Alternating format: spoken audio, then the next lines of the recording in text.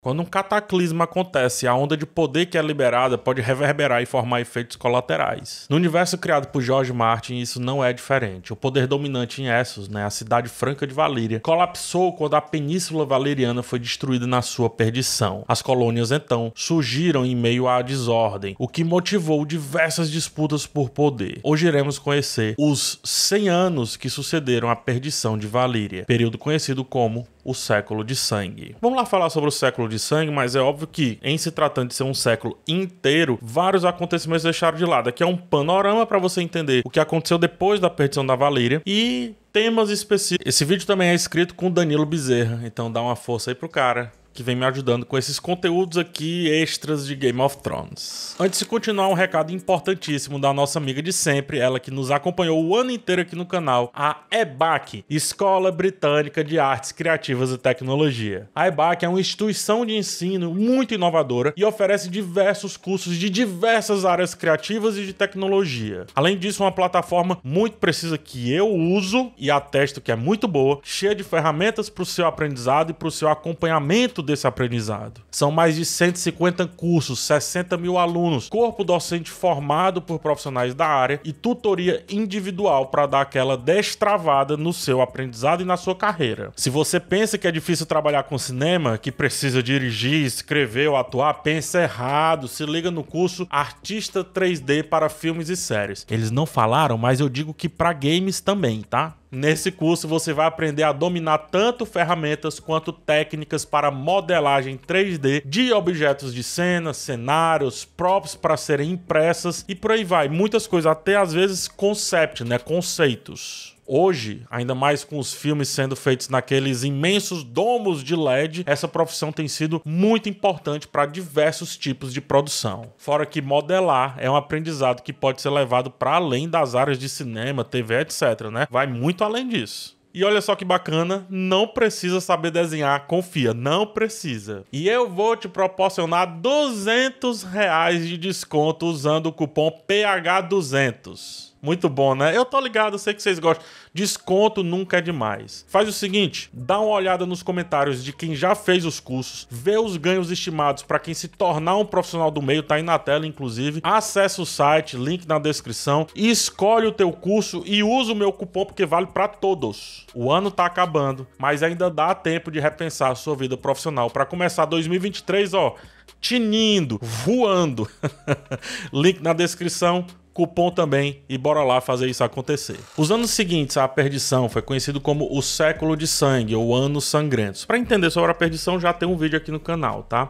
O Século de Sangue é um período de caos vivido ali em Essos, maior dos 4 continentes e localizado a leste de Westeros, que durou aproximadamente, como diz o nome, 100 anos. Com a queda, ou seja, com a perdição de Valíria, as colônias valerianas entraram em uma verdadeira ebulição. Sem os dragões para proteger e manter unida aquela região, as 9 cidades livres se proclamaram nações independentes, fechando suas fronteiras e fazendo suas próprias leis. Não demorou muito para Pentos, Bravos, Lys, Corhor, Norvos, Myr, Tyrosh, Volantes e Lorath entrarem em guerras entre si por poder político, comercial e também expansão geográfica. Os Targaryen, vendo a temperatura escalar sem previsão para um bom término, decidiram não entrar nesse conflito, ou nesses conflitos, nesse jogo, digamos assim. Eles foram, como eu já disse, para a Pedra do Dragão e deixaram essa disputa bem de lado. Os olhos deles estavam virados para Westeros, o outro continente. Essos, naquele momento, não lhes era tão interessante. O vácuo de poder centralizado inspirou um cara chamado Aurion, isso logo no início, que é um dos poucos senhores de dragão que sobreviveu à perdição, e ele se declarou como o primeiro imperador de Valíria. Ele foi no topo de seu dragão e acompanhado de um exército de 30 mil homens de Corhor até o sul da Península Valeriana, com o objetivo de reivindicar o que havia sobrado da região. Só que nem o imperador Aurion, nem seu anfitrião foram vistos nunca mais. O resultado, não sobrou nenhum homem para contar essa história. A partir daí, uns e outros proclamaram-se imperador, rei, quer que seja, mas todos tiveram o mesmo destino. Enquanto isso, os Dothraki, eles partiram do leste, saqueando e queimando vilas e cidades durante ali o seu caminho, né, e expandindo o seu reino. Surge a força Dothraki como a gente conhece lá na série Game of Thrones. Eles conquistaram os reinos de Sarnor e Ifkevron e ainda também a colônia Ibnessa de Ibish do norte. Fora isso, também tem a colônia valeriana de Essaria, que fica mais ali a oeste, que pela língua dos Dothraki passaria a ser conhecida como Cidade dos Cadáveres. A devastação provocada pelos Dothraki fez com que a região central de Essos fosse conhecida como Mar Dothraki, onde cidades e vilarejos abandonados e em ruínas eram os cenários mais comuns. Por isso que sempre tem aqueles portais em ruínas ali, quando na primeira temporada de Game of Thrones a gente passeia junto com os Dothraki por Essos. E um detalhe, tá? Essa disputa dos Dothraki nem sempre era por terra, mas sim, muitas vezes, pelo prazer de guerrear, pelo prazer do sangue derramado. Pouquíssimas cidades resistiram a esse avanço, mas Qarth, além dos vários exércitos de mercenários, né, que trouxe ali para si, ergueu gigantes muralhas triplas e construiu uma fortaleza para sobreviver. Quem também estava de olho em Essos era Volantis, né, dita a filha mais velha de Valíria, e por isso se considerava herdeira natural do Império. Os Tigres, partido político volantino, decidiram restaurar o domínio por meio da guerra. Vale lembrar que esse partido era do espectro militar, e aí perto do fim do século, eles já haviam conquistado Lys e Myr. Quando Volantis avançou para Tyrosh, uma aliança entre Tyrosh, Pentos, Argilac do Randon, o rei da tempestade, né, e Aegon Targaryen, que partiu lá de Pedra do Dragão montado em Balerion, minou qualquer chance de vitória. Havia um receio grande com a possibilidade de Volantis alcançar vários territórios e com eles seu poder ser ampliado a ponto de ser difícil uma dissolução dessas cidades e Essos ser completamente dominada por Volantis. Por isso que houve essa unificação e as cidades meio que continuaram cada um com um modo de pensar. O resultado da guerra devastou as terras disputadas. Os ambiciosos tigres perderam seu poder em Volantis e foram substituídos pelos comerciantes elefantes, que acreditavam no poder mercantil, isso é fundamental de entender, em vez do poder militar, ou seja, estamos agora falando de um forte mercantilismo e não mais de intervenções bélicas. Isso permite então que o oeste de Essos lentamente